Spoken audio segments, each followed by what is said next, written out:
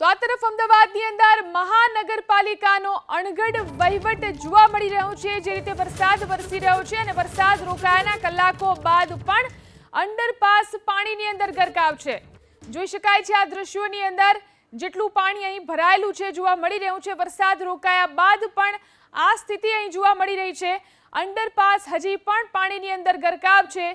જે રીતે 2 દિવસ પહેલા અમદાવાદ શહેરની અંદર વરસાદ વરસ્યો અને ત્યારબાદ આ અંડરપાસ ભરાયો, પરંતુ વરસાદ રોકાયા બાદ પણ આ સ્થિતિ જોવા મળી રહી છે। મહાનગરપાલિકાનો અણઘડ વહીવટ અહીં દેખાઈ આવે છે। વૈષ્ણોદેવી અંડરપાસ વરસાદી પાણીને લીધે 3 દિવસથી બંધ છે। આને કારણે ત્રાગડથી ગોતા જવા માટે 5.3 કિલોમીટરને બદલે 17.53 કિલોમીટર કાપવા પડે છે। અમદાવાદમાં પડેલા ભારે વરસાદના કારણે ત્રાગડ અંડરપાસ છે તે પાણીમાં ગરકાવ થઈ ગયો છે અને આ આખો જે અંડરપાસ છે તે બંધ કરી દેવામાં આવ્યો છે। પ્રશાસન દ્વારા અત્યારે આ પાણીના નિકાલ માટે હેવી ડીવોટરિંગ વાન 3 જેટલી વાન છે તે મૂકવામાં આવી છે।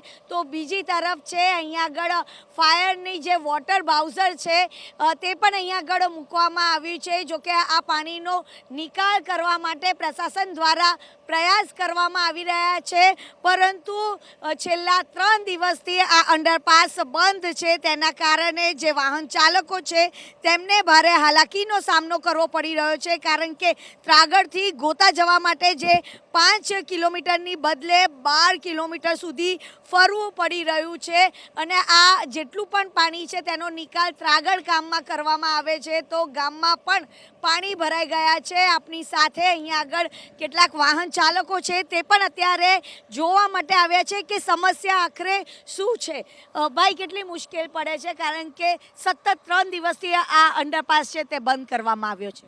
સતત 3 દિવસથી બંધ છે। ઘણી બધી તકલીફો જોવામાં આવી રહી છે। અમને અહીંયાથી બોપલ દરરોજ જવાનું હોય છે, નોકરી પેશાવાળા માણસો છીએ।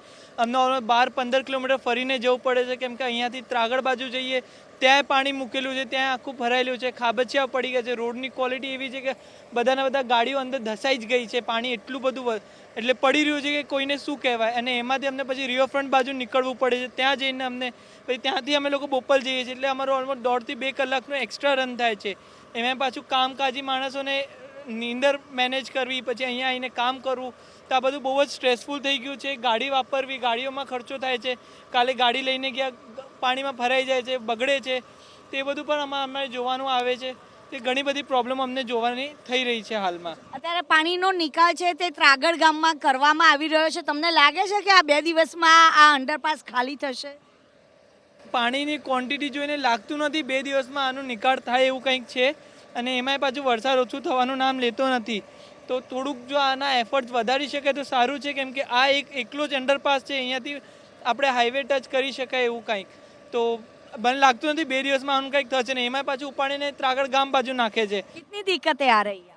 बहुत ज़्यादा, एक्चुअली बहुत 3 दिन से पानी भरा है यहाँ पे और हमारा रोज़ का आना जाना होता है, तो एक्चुअली इस वजह से हम लोग पूरा यू टर्न लेके गोदरेज का रूट पकड़ के हम लोग जाते हैं, तो एक्चुअली बहुत ज़्यादा प्रॉब्लम हो रहा है।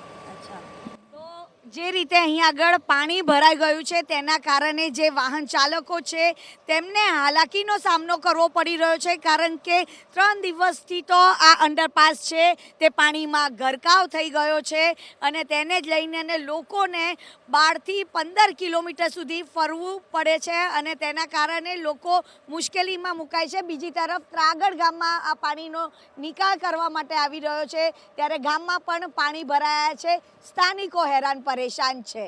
કેમેરામેન પ્રદીપસિંહ સાથે રાજલ બારોટ, ABP અસ્મિતા, અમદાવાદ।